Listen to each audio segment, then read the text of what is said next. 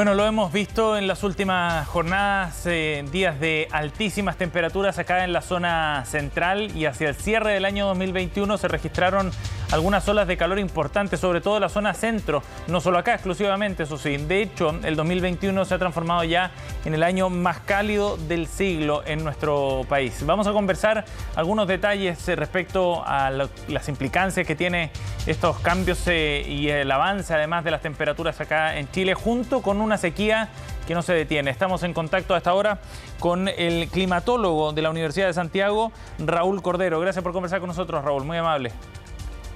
Gracias a ustedes. Raúl, bueno, lo hemos constatado, ha sido bien evidente esto. No pareciera ser una sorpresa, ¿no? Porque es un asunto que se ha proyectado ya desde hace un buen tiempo. Pero, ¿qué es lo que ha ocurrido y cómo ha ido evolucionando finalmente las temperaturas en nuestro país? ¿Y a qué velocidad, sobre todo, que es un tema que preocupa mucho? Bueno, en la zona central, desafortunadamente, estamos calentando, no, la temperatura promedio está subiendo alrededor de 0,2 grados por década. Esos 0,2 grados por década a uno le puede sonar muy poco, pero desafortunadamente, usualmente estos cambios pequeños en el promedio enmascaran alzas muy significativas en la frecuencia con la que se dan olas de calor. Desafortunadamente, en las últimas 4 décadas se ha cuadruplicado la frecuencia con la que anualmente tenemos olas de calor, no solamente en la zona central, sino desafortunadamente en todo el país. Raúl, ¿qué entendemos por una ola de calor? ¿Cuál sería la definición para eso?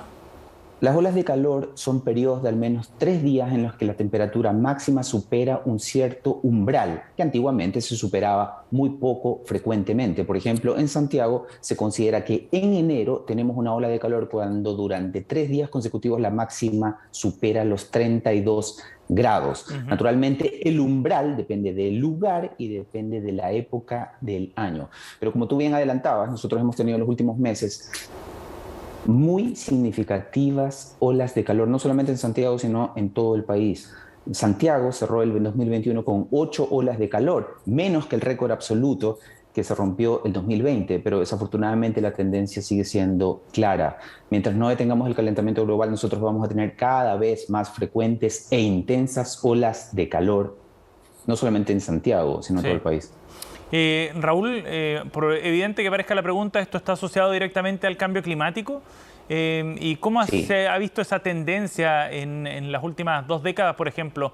¿Qué es lo que ha podido ver ustedes en los números y las estadísticas sobre la velocidad con la que va aumentando este aumento de temperatura? Desafortunadamente, lo más probable es que hasta que detengamos el calentamiento global, la frecuencia e intensidad de olas de calor continúa aumentando. Y en paralelo, tú lo adelantaste en la introducción, lo más probable es que continuemos perdiendo precipitaciones. Nosotros en las últimas 4 décadas hemos perdido en la zona central y en la zona centro-sur hasta Puerto Montt casi 1/3 de las precipitaciones. Y esa pérdida es promedio porque hay años hiperáridos como el 2021 que cerró no con 1/3 de precipitaciones menos, sino con más de un 66% de déficit de precipitaciones. ¿Cuál es la moraleja? La moraleja es que a medida que el cambio climático avance durante este siglo, es muy probable que vivamos años hiperáridos cada vez de forma más frecuente. No es sorpresivo, desafortunadamente, que el 2021 haya sido un año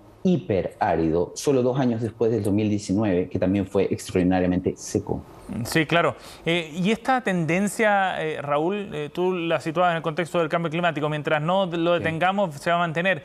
Pero no, va a empeorar. Y va a empeorar, además, claro. La va a mantener. Vamos a continuar empeorando, más olas de calor, más años hiperáridos, hasta que logremos, no solamente en Chile, sino en todo el mundo, detener la emisión descontrolada de gases de efecto invernadero, los gases que están causando el calentamiento global. Sí, y eso, mi pregunta tenía que ver con la frecuencia con la que vamos a ver estos escenarios a futuro. Entonces, ¿este es una espiral que no se va a detener o es un crecimiento, digamos, que puede ir parcelado con años que serían quizás un poco más lluviosos y otros luego otros más secos? ¿Cómo se distribuye, digamos, eso hacia el futuro?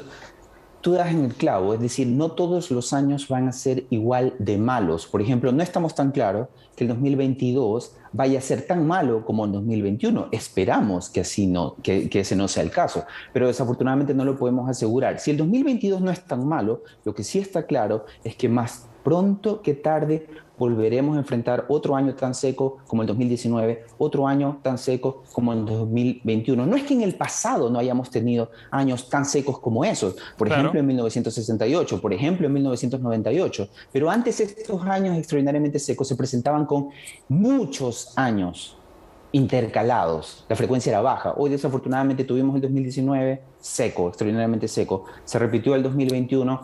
Vamos a ver cuántos años más tenemos que esperar para que otro año extraordinariamente seco se presente. Desafortunadamente, sí, claro, probablemente no sean demasiados.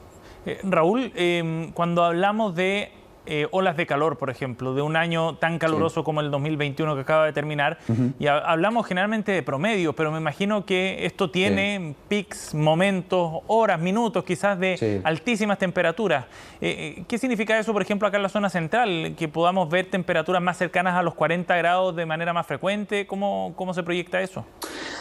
Es probable que nosotros lleguemos a una temperatura tan alta como esa. Tú sabes, la temperatura máxima jamás registrada en Santiago ya fue 38 grados, una temperatura que quienes vivían en la década de los 80, por ejemplo, en Santiago les resultaba imposible de siquiera imaginar. Así que es probable que, si no es en esta década, va a ser en la próxima, lleguemos a esa temperatura icónica de 40 grados también en Santiago. Pero no necesitamos esperar a tener 40 grados para comenzar a percibir algunos de los problemas asociados a la alta temperatura. Por supuesto. Las temperaturas, cuando superan los 35 grados en la zona central, causan alzas significativas en la mortalidad.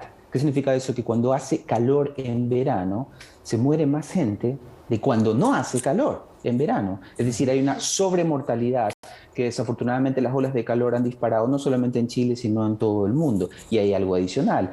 Las altas temperaturas exacerban la sequía. La sequía al final no solamente es porque no llueve, sino porque el suelo está seco. Cuando las temperaturas son muy altas, la evapotranspiración se dispara y eso está contribuyendo a exacerbar la sequía. Entonces tenemos para nosotros el cambio climático, sobre todo en la zona central, significa menos precipitaciones, más altas temperaturas y eso está causando ya problemas en el abastecimiento de los alimentos. Están disparándose desafortunadamente la frecuencia, las fluctuaciones en el precio de algunos alimentos. Claro. Las personas que compran en la feria tienen que haber notado eso. Ese fenómeno se llama inseguridad alimenticia. Desafortunadamente podría continuar empeorando, al menos durante las próximas 3 décadas. Sí, ese punto es bien relevante, Raúl, porque al final esto tiene efectos muy concretos desde el punto de vista de la alimentación, desde el punto de vista de la salud, desde el punto de vista del abastecimiento del agua, y eso ya lo estamos viendo.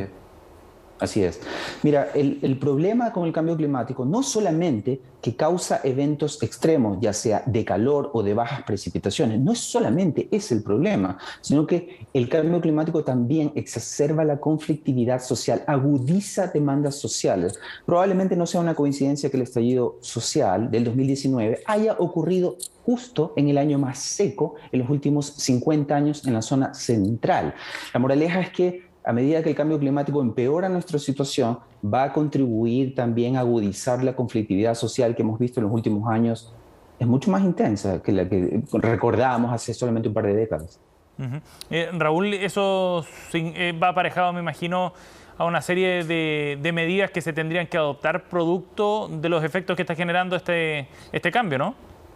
Tú das en el clavo, es decir, para nosotros no solamente tenemos que hacer nuestra parte en Chile mitigando el cambio climático, es decir, deteniendo nuestras emisiones de gases de efecto invernadero vía una transición energética, sino que en paralelo, y esto es muy relevante, tenemos que tomar rápidas medidas de adaptación al cambio climático. Nosotros sabemos dónde nos está apretando el cambio climático, vía el estrés hídrico exacerbado que tenemos en la zona central. Entonces es ahí donde tenemos que tomar rápidas medidas de adaptación, y esas medidas de adaptación tienen que realizarse en 3 frentes en forma paralela. Necesitamos ser más eficientes en el uso del agua, tenemos que mejorar la manera en que repartimos el agua disponible, es decir, tenemos que mejorar la gestión de las cuencas y por otro lado, más pronto que tarde vamos a tener que enfrentar la necesidad de aumentar la infraestructura, es decir, mejorar la oferta de agua. No podemos hacer que llueva en la zona central, pero sí podemos mejorar nuestra capacidad de embalse artificial vía embalses o vía nuevas plantas desalinizadoras. Esas son cosas que no tenemos demasiados años para pensar. Sí, hay que tomar decisiones relativamente pronto. Sí, y que requiere de una mirada sobre todo de largo plazo y de acuerdos también más amplios. Raúl, gracias por conversar con nosotros acá en CNN, muy amable. Gracias a ustedes.